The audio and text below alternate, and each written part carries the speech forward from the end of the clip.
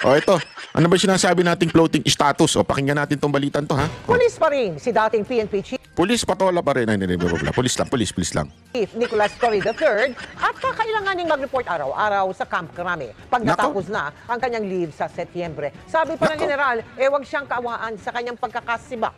Nakatutok si June Veneracion. Huwag daw tayo maawa sa kanya. Huwag ka na rin magdrama para hindi kami maawa. Hindi kasi, pa-video-video ka pa eh. Alam mo, tumahimik ka na lang. Di ba, maglaho ka. Sabi ko nga, the best niyan, maglaho ka na lang. Ibig sabihin, hindi ka na mag-appear sa media. Hindi, paggawa-gawa ka pa ng video. Tama, mali. Di ba? Paggawa-gawa pa siya ng video eh. Ang pag-aresto kay dating Pangulong Rodrigo Duterte By virtue of the warrant of arrest issued by the ICC, at ang manhunt kay Pastor Apollo Kibuloy. Kabilang sa mga malalaking operasyong pinangunahan ni Police General Nicolas Torre III ako si General Nicolas Torre III. bago siya itinalagang PNP Chief nitong Hunyo. Kaya marami ang nagulat sa biglang pagsibak kay Torres sa pwesto. Sabi ni Torres sa isang video online, Salamat din sa mga naawa sa akin. Ngunit hinihiling ko sa inyo, huwag niyo akong kaawaan. Hindi kami naawa sa'yo. Sa totoo lang, walang naawa sa'yo. Deserve mo yan eh. Hindi, ewan ko, ang naawa lang sa'yo yung si Haydarian eh. Hindi ko alam kung bakit anong may gusto ba sa'yo yun? Gusto ko ba kainin nun? Hindi ko maintindihan, pero yun na si Haydarian lang ang may awa sa'yo. Kami po hindi, deserve mo yan. Kulang pa nga yan eh. Dapat sa'yo makulong eh. Hindi, honestly dapat sa'yo makulong. Sige, ginawa mo kay Pangulong Duterte? Bakit kami maawa? Ginawa mo sa kay OJC, kay Pastor Kibuloy? Yung ginawa mo doon? Dapat ka bang makulong? Kulang pa yan. Hindi kami naawa sa'yo. Tigil-tigilan mo nga. Gusto mo hindi maawa sa'yo, pero yung itsura mo, tingnan mo. Nagpapaawa ka? Hindi kami naawa sa'yo. Deserve mo yan. Despite my abrupt removal as Chief of the Philippine National Police, Oh. po ako. Kung meron man tayong dapat kaawaan, iyon ay ang milyon-milyon nating mga kababayan Nako. na paulit-ulit na nagiging biktima ng palagiang pagbaha. Nako. Muling iginit ito na naiib. Yung statement na yon, pumoporma na sa politika. Oh, agoy. Halata ka, sir. Kung kaya mong ululin yung mga followers mo, kami hindi. Alata na yung mga ganyang galawan. Ano pa kailan mo dyan? Di ba? Hindi, if you are really serious, yan na, wag maawa, serious na okay ka lang, hindi ka na nagsasalita ng mga ganyang bagay. Bakit ka nagsasalita ng mga ganyang bagay? Halatang halata, sir. Huwag tayo maglokohan. Halatang halata. Sus naman, oo. Mga ganyang hirit eh. Intindihan niya ang pagtanggal sa kanya ni Pangulong Bongbong Marcos. Nauunawaan ko na kailangan niyang gumawa ng mga mabibigat na desisyon. Pulis pa rin naman ako, and I serve and I still continue to serve at the pleasure of the President and our country. Inilabas si Torre ang video statement ngayong araw na nagkataong unang command conference nang pumalit sa kanyang si Acting PNP Chief, Police Lieutenant General Jose Melencio Nartates Jr. Dinalhan ito ng halos 100 opisyal mula sa iba't ibang panig ng bansa. I'm Yo. very happy to see them today. The morale of the PNP is high as according to their feedback. Ayon kay PNP Public Information Chief, Brigadier General Randolph Tuanyo, hindi na pag-usapan sa command conference kung magkakaroon ng balasahan. Ang utos lang ni Nartates sa kanyang mga tauhan, pagbutihin ang mga police operation at Yun. tiyakin ang kaligtasan ng lahat. I reminded each Alam and mo, every ganito dapat ang pulis. Hindi, honestly ganito dapat ang PNP chief. Hindi yung mabulaklak, maraming utos, na alam mo yun, hindi. Ito, alam nyo kasi ang pulis, meron ng format naman yan eh. Meron ng sistema yan. Ipapatupad mo na lang. Di ba? Hindi ka na yung magbida-bida. O, ito, kailangan 3-minute response. O, ganito. Tapos, obvious naman na yung mga trial mo, alata namang coordinated na. Ginagawa mong tanga yung pulis eh. Hindi, honestly sorry, pero ginagawa mong circus ang PNP.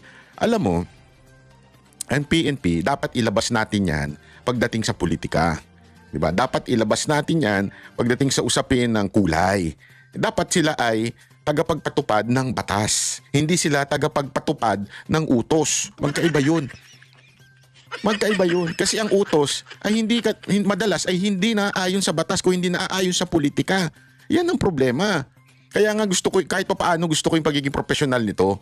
Na alam mo yun, na basta okay na to, ay dire-diretso yung gawain natin, yung trabaho natin, ipagpapatuloy lang natin. Hindi katulad ng isa kauupo pa lang, ang dami ng kaipalang ginagawa. Mantakin mo, involve mo yung PNP chief ka, involve mo yung sarili mo sa isang circus na boxing, na ikaw ang gumawa. Ikaw lang ang nag-set, tapos kung ano-anong foundation na kailangan mo dyan para Na para tayong gago, para tayong tanga sa circus na ginawa ninyo. Binaboy nyo ang PNP. Tapos naka-required yung mga PNP personnel na umattend. Napaka-obvious naman ng mga itsura ng mga taong umattend dahil ang puro polis. Di ba?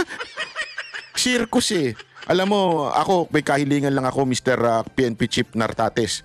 Make the PNP professional. Again, make the PNP no color. Di ba? Hindi maka Marcos, hindi maka Duterte, hindi maka ano, kung hindi maka batas. Yun lang. Let's apply what the law says, and I think papalakpakan kayo ng tao eh. Yun lang yan eh. Pero kung yung politika ang iintindihin, katulad ng ginawa ni Torre, naku po, yari tayo dyan. Pero I don't think so. Mukhang professional itong tao na ito. One, that ang paggawa ng decision nila, is this the honorable thing? It is Yan. this for justice? Kaya nga, service, honor, and justice. Sabi ng PNP, aprobado na ang leave of absence si Torre mula August 28 hanggang Grabe. September 29. Nag-leave of absence Pagkatapos ng kanyang pa. bakasyon, kailangan mag-report araw-araw ni Torre sa personal holding and accounting unit. Ayan na sir, asahan namin yan ha. PNP Chief Nartates, asahan namin na araw-araw magre-report yan si Torre doon. Sana merong mga media doon na i-report kung talagang pumapasok si Torre. Baka mamaya, porket di na pumasok yan. Pero sa tingin ko, yari yan kay General Nartates, kay PNP Chief. Pihaw, kung saan kasama niya ang iba pang pulis na walang posisyon o yung tinatawag na naka-floating status. Ano nga ba ang trabaho ng mga nasa pihaw? Binibigyan din po ng duty ko. May mga parades po tayo. Sila po yung mga nagiging element. Sila po yung mga nagiging troop commander o battalion. Pagpaparid. Si Torre magpaparid na lang ng ganun. Anyway, magaling naman siyang tumalon eh. Okay din dong sagot ni Sir. Ano bang matrabaho niyan? Magpaparade sila yung since siya yung commander doon, siyempre, mataas ang posisyon niya. So, siya yung nandun sa gitna sumisigaw na, Tikas! Paika! Di ba? Pwede yun. Magandang trabaho sa kanya yun. Commander sa mga parades. At sila po ay nag-duty rin po. Kung ikaw ay lieutenant colonel, sila po ay nag-duty rin ng mga command duty officer. Para sa GMA Integrated News, June Veneracion, nakatutok, 24 oras. Grabe, yan ang tinatawag na, kung ako, sa'yo, mag-resign na ako. Kung merong pang honor na natitira sa'yo, Torre, kung may honor pa, mag-resign ka na. Hindi, yun ang totoo. Kung may honor pang natitira sa'yo, mag-resign ka na. Kasi, siniba ka na eh. Tapos ngayon, nilagay ka sa floating status. O, nagparinig pa si spokesperson. O, magpaparada ka na lang daw. Ano yung paparada niya yung kotse? Pagparadain nyo nga ng kotse, Pero ako sa'yo, kung para mas may pakinabang ka, Torre, kung ako sa'yo, magbenta ka na lang ng pares dyan sa Krami. Para may makainan yung mga tao dyan, di ba? Magbenta ka ng pares. Yung mga pulis natin dyan, ng mura-mura, makipag-coordinate ka kay Diwata, mag-usap kayong dalawa, mag-collab kayo. Anyway, ang hilig mo na lumabas sa media, mag-vlogger ka na lang din. Tama, mali. Yun lang sa akin. Sana. Alam mo, napaka-demoralizing yung nangyari sa'yo. Kaya nga, mababawi mo yung pagde-demoralize sa'yo. Honestly, kung mababawi mo yan, kung ikaw ay mag-resign. Kasi yung honor babalik eh. Parang ang dating may delikadesa ka. Yeah? Pero kung ipagpipilitan mo pa rin na ikaw ay naandyan sa posisyon kahit sinusuka ka na ng mga tao dyan, hindi, kasi halata naman eh. Yung paglagay siya sa floating status, ang bihira. Kailangan pa bang ispellingin yun? Kailangan pa bang i-memorize yun? Di ba? Hindi na kailangan i-memorize yung ibig sabihin ng ganong klaseng status mo. Kaya nga, pagka ganun, bitaw na. Di ba? Yun lang yun eh. Bitaw na. Para maibalik pa rin. Kahit pa paano yung dangal na meron ka, kung meron ka man Pero kasi, ewan ko may dangal ka nga ba? Ito yung sinasabi ko, may papakita ko sa inyo. Ito yung sinasabi ko na nakakatawa talaga. So funny. Ito yung pinaka-nakakatawa. Ewan ko kung kulang lang itong si Hey Darian sa baka gusto ka lang nitong yung chupageti. Hindi ko ay maintindihan baka gusto lang niya. Atat na atat siya We'll say this again. Torre can become our second president from beautiful... Presidente? Ay.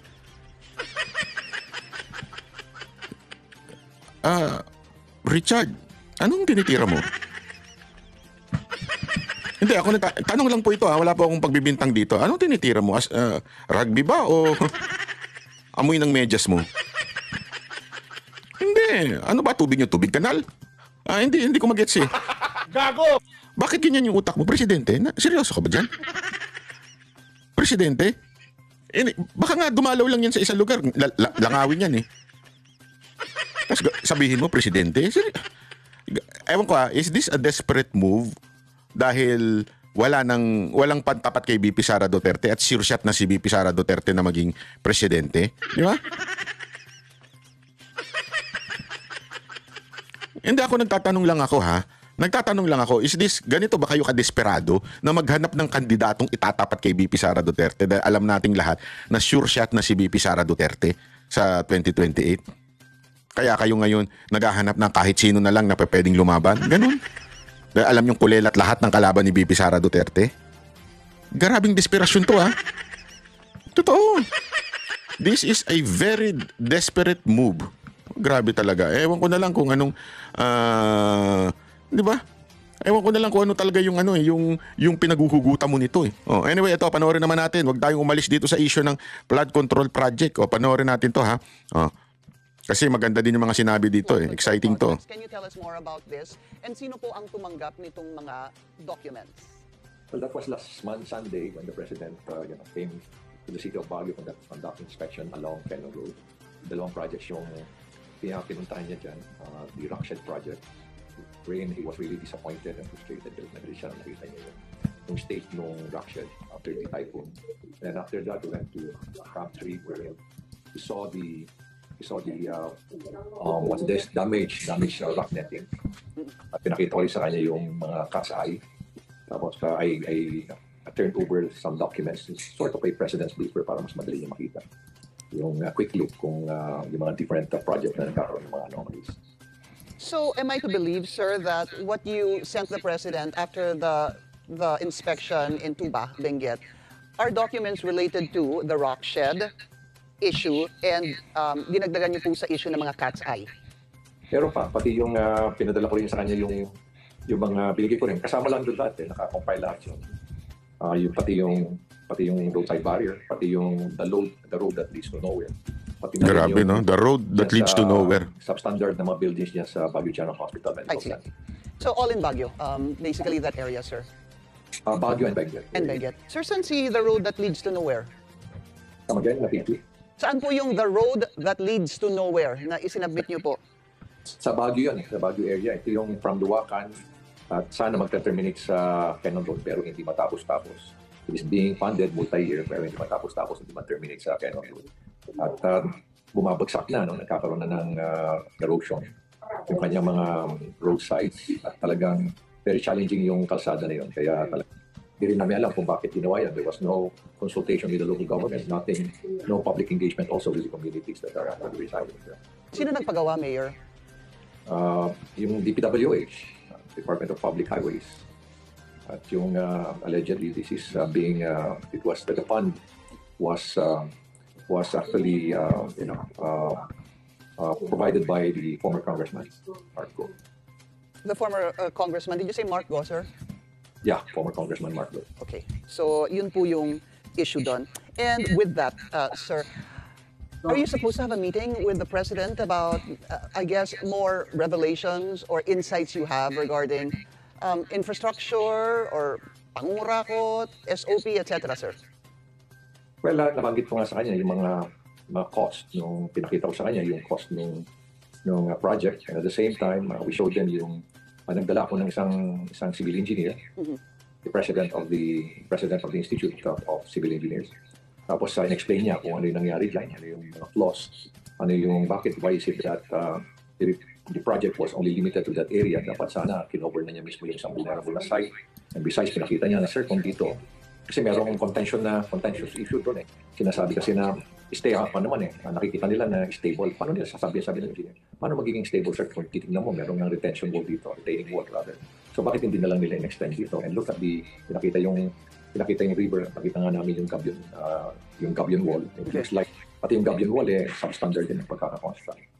Malaking tulong, Mayor, that the President went there. Yes. He was, alam mo, yung expression ni Presidente, talagang galit na galit siya. Very frustrated siya. Alright. But is there, so meron na kayong pinadalang mga dokumento, this is with regards to Baguio, Benguet. But that's it. Yun lang po yung mga papeles o dokumento na isinumitin ninyo. Yes, most of the were photographs, tapos numbers, actually. was a brief description of the project. All right. Mayor, I don't know why, but it seems that the camera is moving, no? All right, that's much better. Thank you, sir. Let's talk about this, the investigations that are happening. One, the Senate will have its day 2 of its investigation into flood control projects this coming Monday, kung saan ipapatawag na po yung ilang mga, sinapinan na po rather, itong mga contractors. And then, of course, the House hearing that will start on September 2. That's a Tuesday. Have you been invited to the House hearing, or were you even invited in the Senate hearing, sir? Yeah, lagi nga nila ako inahamon dyan sa House of Representatives pero wala naman sila pinapadalang notice. And besides, kung nakatanggap naman ako ng notice, with all due respect to the House of Representatives, of course I will attend. Ganun din, sa Senate, lang man ako natatanggap na any notice whatsoever that I will attend the Senate hearing. So you're ready, sir, whether it be the Senate or the House? Yes, I will attend definitely kung makatanggap ako ng notice. Mayor, ang sabi po sa House, kung kayo po ay iimbitahin, maganda po magdala kayo ng mga dokumento and name names.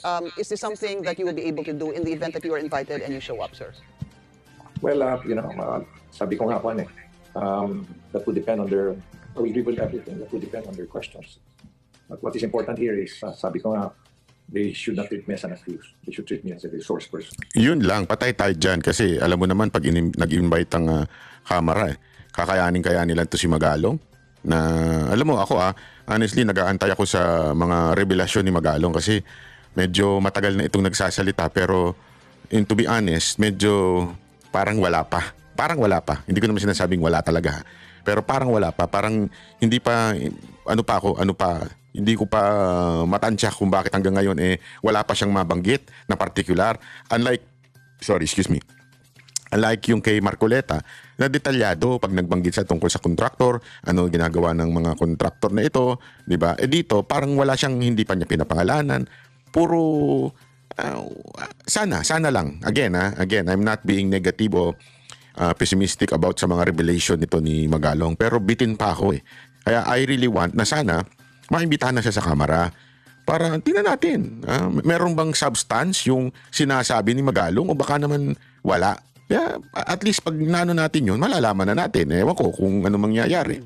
They should allow me to present deliver my presentation and my message or manifestation. Sa presentation, sir, would you be able to present documents that will point to corruption doon po sa stakeholders, whether it be politicians, the DPWH, or contractors? If you were to present that in the House hearing, ito po ba makakapagturo na? Okay, go ahead, sir. Yes, thank you, absolutely. Siyempre, yun naman ang gusto nila makita. Diba? Useless lang naman kung magsasalita lang ako corruption without presenting anything. So I need to present some proof that there's massive corruption that is happening in various projects of the PWH and also especially with the flood control. Ready na po kayo doon? Handa na po kayo doon? Yeah, handa na kami doon. Kaya naghihintay na lang ako ng tawag nila. Opo. Mayor, will you be able to name names? Sabihin po natin, politicians. Yes, politicians. In Congress? Yeah, of course, definitely in Congress. In both houses of Congress? Hindi ko gaanong abot yung sa Senate. Ang abot ko lang is admittedly dun lang sa House of Representatives. And if you... Go ahead, sir. I would prefer to appear sa House of Representatives. Yung pong, so wala ho kayong, sabi mo, hindi nyo abot. In other words, wala kayong mapapangalanan. Yung pong pagkaintindi ko ng mga senador. Pero meron kayong mapapangalanan ng mga congressman or maybe congresswoman, ano po. How many, sir? Ilan ho inyong ma-identify o mapapangalanan? Siguro pikihintayin na lang natin na tawagin ako, doon ko na lang i-reveal lahat para hindi antay lang lahat. Pero yung numero po na 67, ilang beses na po lumabas yun? Yeah. You're cutting up. Okay. Mayor, sabi mo nga, ayaw mo sabihin dahil anticlimactic, pero lumalabas na po kasi yung numero na 67 na congressmen or women, ano po? Yun ho ba, more or less, yung papangalanan ninyo? Alam mo, maski na doon sa 67, hindi naman lahat doon involved sa siguro. I presume. Alam mo, although there were 67, and probably higher pa siguro yan, kasi yung 67, 20, ito yung mga well-known contractors na before they became a congressman. Iba pa yung naging congressman na tapos nakita niya masarap pala maging contractor. Kaya siya naging contractor after being a congressman. Grabe, no? Congressmen or congresswomen ng kanilang pamilya, member of their family, are also contractors. Pero ang Grabe. katotohanan nun, sila rin ang kontraktor. Kaya baka mas marami pa yung numbers actually. More than, sabi mo nga, it could be more than 67. But to clarify, Mayor, you were saying that it could be more than 67, but tama ho ba yung aking pagkarinig, they may not necessarily be involved in anomalous deals? Yes, many of them. Many of them. Unang-una, alam Not mo... Hasser, not involved in anomalous deals. Yes. Alam mo, yung 67 did not actually come from me. I know, sir. 67 yes, was revealed by Senator Lacson based on his credible na informant. I know when we last talked about that, sinabi mo nga galing kay Senator Pingyon, and looking back at research, yes, is nanggaling nga po kay Senator Pingyon. Pero ito po ay is something you're confirming. In fact, you're saying it's more than that. But may caveat nga, not all of this could be involved in corruption. Yes. All right. Wala pa tayong matibay na lead kasi na nakikita na all of them are actually involved. Would you say it's a little hard to actually link them? Number one, obviously, Mayor, wala naman po talagang magiging paper trail ito, hindi ho ba? Dahil kung Yan, kung may magandang question yan. naman po talagang bigyan ang isang politiko, eh hindi naman po tatanggap ng resibo yan at sinabing tumanggap ako ng 3 milyon o 10 milyon. How do we trace this? For example, sir, sabihin po natin si Batangas 1st District Congressman Leviste, I'm sure you know this, sir, he filed a complaint against a district engineer, si Calalo po, after an alleged 3 million bribe to the congressman. So dito nagkwento daw tong si DE, anong supposed to be allegedly kalakaran doon, na kung saan yung dating congressman daw ay tumatanggap ng more or less 10 to 20%.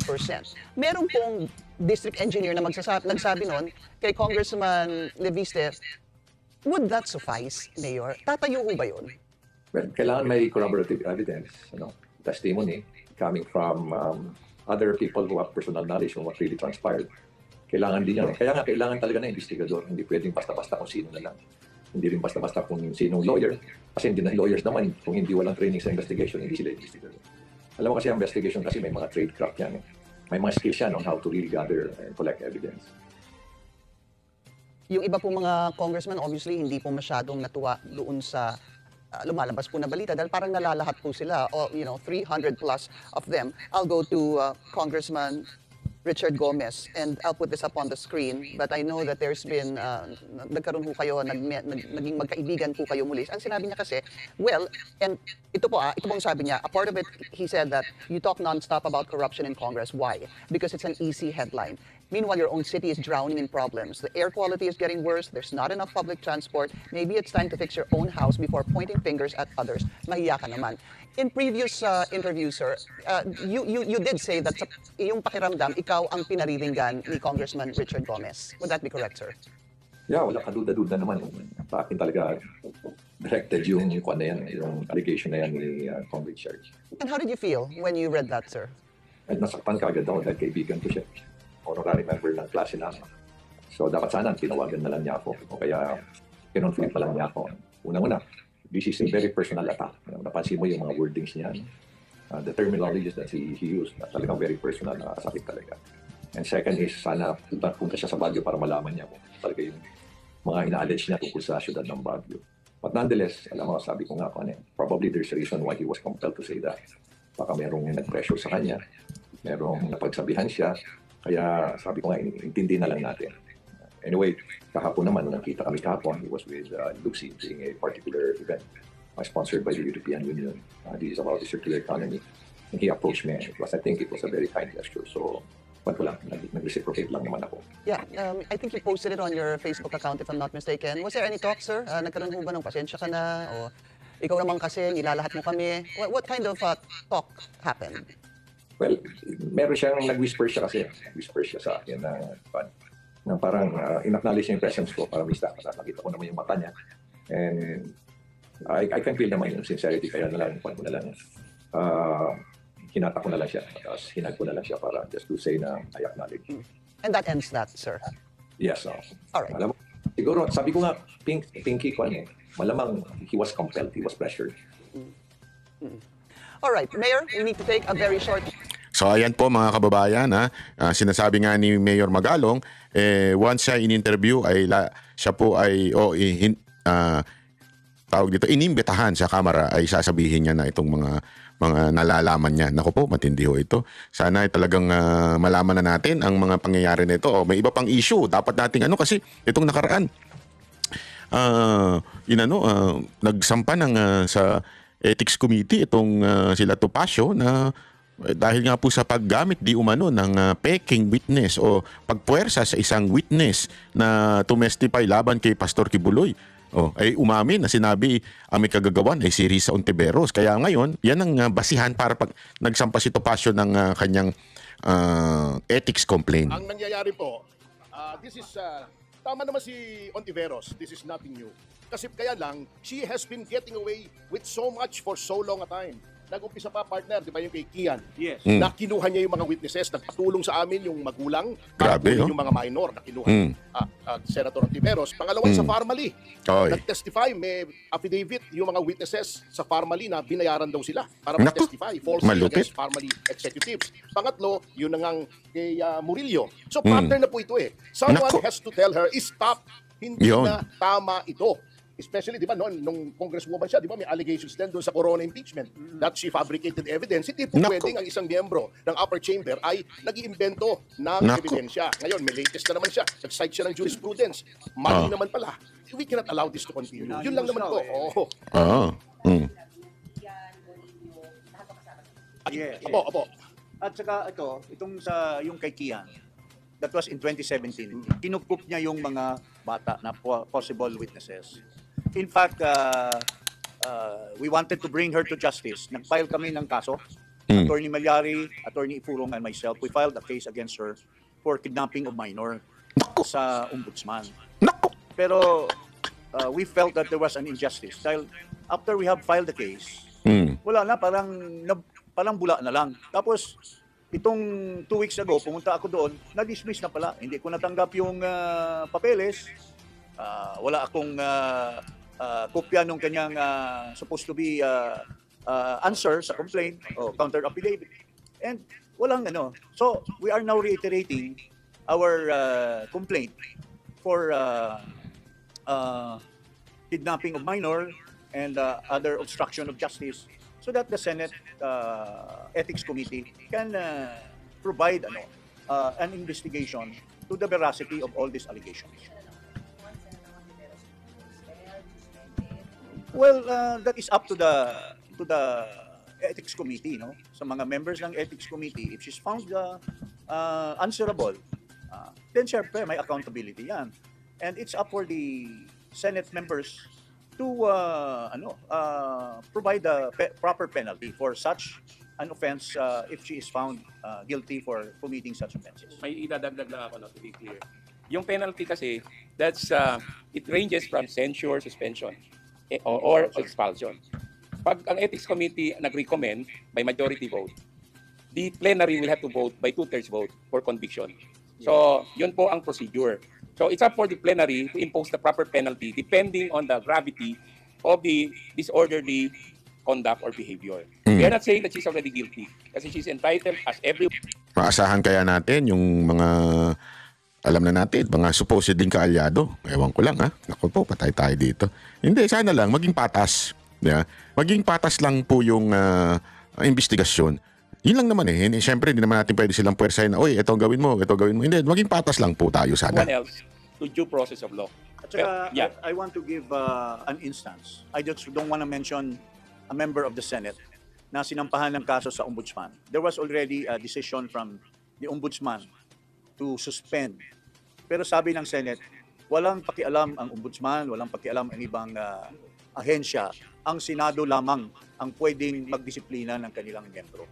Kaya wala naman tayong ibang recourse except to file this case with the Senate through the Ethics Committee. Yun po. Last na lang po, no? Just to respond. Kaya nga sana sa mga senador, wag naman sana natin protektahan ng kabaro natin. Kung meron ba talagang kasalanan to si Ontiveros, kasi isipin mo kung totoong may kasalanan ito, ginagamit ang Senado para sa political advantage niya, di ba? Na gumagamit ng mga peking witness. So kung ito ay mapatunayan, sana parusahan ng yung karapat-dapat na parusa. Kasi tandaan ninyo, yan po yung ginamit doon nung hindi mapatunayan yung mga kaso kay Tebes. Yan ang ginamit ng Congress, ng Kamara, di ba? Ethics complaint, tas tinanggal si Tebes. Hindi mapatunayan yung mga kaso niya, wala pa, tumatakbo pa sa korte.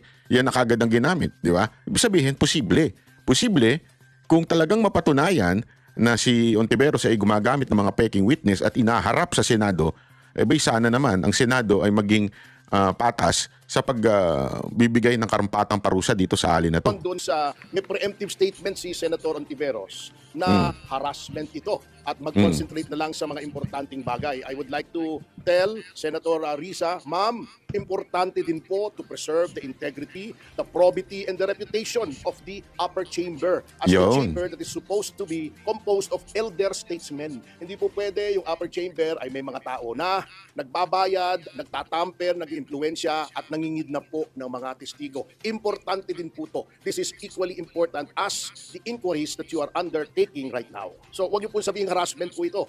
Tugunan niyo na lang sapagkat may pruweba po kami. At saka hustisya po ang importante. Kasi kung nagdadala ka ng testigo, if you bring a witness na tampered or false yung testimony, tapos may iniimbestigahan kayo na tao, at you are alleging that this person has committed an offense, tapos yung testigo pala ay paltos or palso, kawawa naman yung hinahabla nyo or ini-inquire nyo or iniimbestigahan nyo na he will be or she will be found guilty because of a false witness. So, dapat lang na ang batas ay yung rule of law should prevail. Magka-file na para may tatak na. Ano yung support ng senador? Marami kaya lang makikita niyo naman in the next if this is to be heard, may mga ipipresenta po kaming mga testigo. She is entitled, as Attorney Luna has said, to due process. Ayaw naman namin i-railroad kaya hindi pa po kami nagsasalita hanggang ngayon except to give a brief factual background sa media. So we will not prejudge this, we will let the Ethics Committee do its job. We got a media advisory for the filing of an ethics complaint against you this afternoon.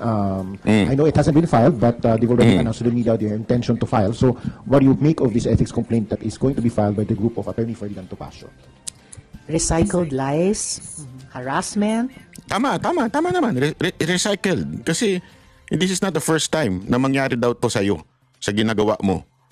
Madam Ontiveros, this is not the first time. Sabi nila Topacio, so tama ka, recycled. Ang problema lang, lagi ka nakakalagpas doon sa mga unang akusasyon sa'yo nila Topacio.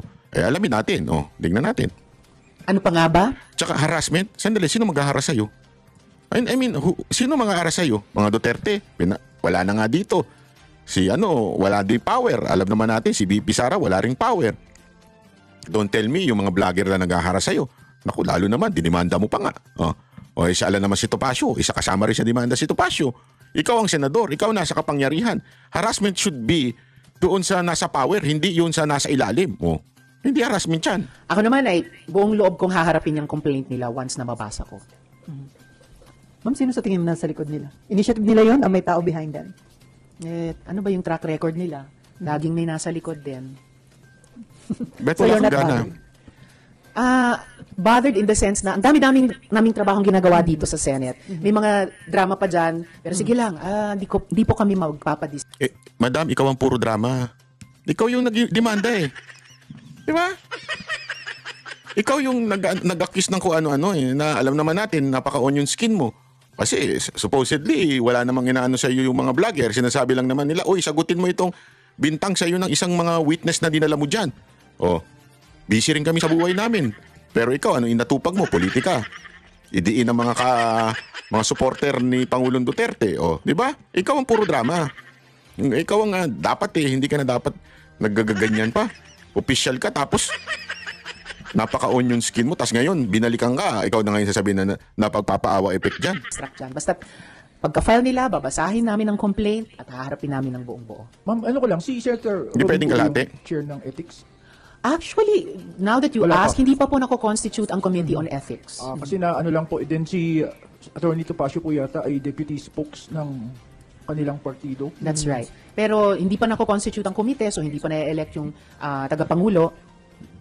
But kung sakaling siya, ma'am, are you hoping na magiging fair siya sa pag-imbestiga o pag-handle ng ethics complaint against you? I always presume regularity, good faith on the part of sino man sa amin mag-chair ng alinmang komite. But just as an aside also, usually, hindi, ewan ko kung hindi lagi, pero usually, hindi miyembro ng majority ang nag-chair ng ethics. But that's just usual. In the end, kung sinong i-elect na chair ng komite, siya yung mag-chair. Ma'am, you're confident na hindi magmamaterialize considering na mukhang basis yung sinasabi na witness tampering yung basis ng ethics complaint against you. Witness tampering. Kompleto rin po kami ng resibo tungkol sa lahat ng mga witnesses o whistleblowers na lumapit sa opisina ko o lumapit sa aming komite sa alinmang investigasyon. Kaya Yung resibo ba na yan? OR yan? Official receipt ba yan? O yung resibo na yan, gawa-gawa nyo lang din? Hindi kasi, pambira. Alam naman natin ngayon, usong-usong gawa-gawa lang eh. Baka, yun na tinatanong natin, yung OR na ba na yan official receipt ba yan? Panatag ako na buong-buo kung mahaharap ang anumang detalye ng complaint nila, kung yan ang sinasabi nilang grounds nila. Ewan ko sinong guilty sa witness tampering, hindi yata ako. So, ma'am, may nakikita ka? Depende. Sa kaninong perspective? Perspective mo o perspective namin? Basta marami kaming alam. Nakalimutan nyo na ba?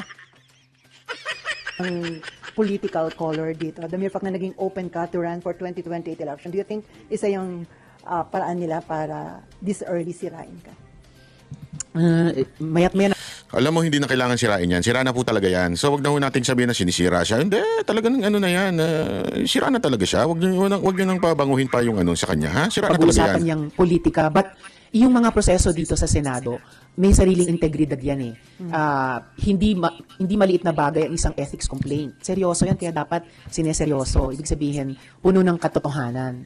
In the same way, yung legislative work namin sa bills, sa investigasyon, Diyos ko, magsisimula kami ng budget debates, isa sa pinakamabigat na trabaho namin taon-taon. And even yung na-archive na impeachment complaint. So lahat po yan mga trabahong sineseryoso namin dito sa Senado. May political context man, mayat-maya ang anumang trabaho namin, pero we should keep our eye on the ball. At lalo na, ang dami pong mga issue, lalo na yung sa ekonomiya, na dapat yun talaga ang bigyan namin ng prioridad. Kaya nga naging napakainit nitong flood control scam, di ba? Dahil feel ng mga kababayan natin ang korupsyon sa gitna ng paghihirap nila.